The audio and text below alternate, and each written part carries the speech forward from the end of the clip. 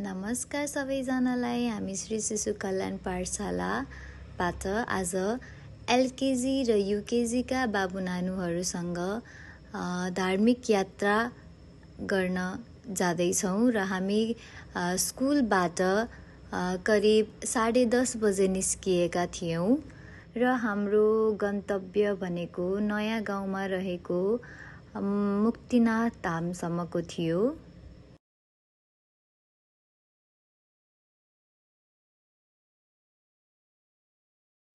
र हामी स्कुलदेखि 30 मिनेटको यात्रा गरेर धाममा पुगिसकेका थियौँ।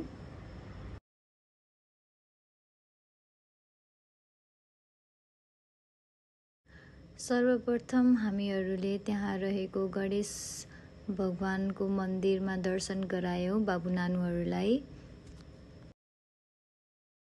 त्यस पछाडि बाबु नानुहरूले 108 धाराहरूको जलको दर्शन गर्नुभयो र बाबु नानुहरूले त्यहाँ रहेको 108 शिवलिङ्गको पनि अवलोकन गर्दै जानुभयो।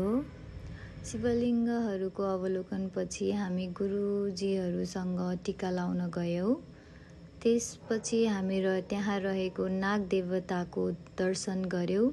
नाग देवताको दर्शनपछि हामीले गुरुजीबाट धेरै कुराहरू सिक्यौँ।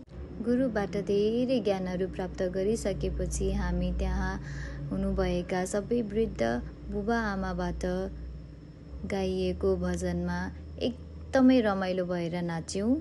हामीलाई समयको पालना गर्नुपर्ने भएको हुनाले हामी रमाइलो गर्न मन लाग्दै पनि फेरि स्कुलतर्फ फर्कियौँ। हाम्रो धार्मिक भ्रमण एकदमै रमणीय र ज्ञानपूर्ण थियो। धन्यवाद सबैजनालाई।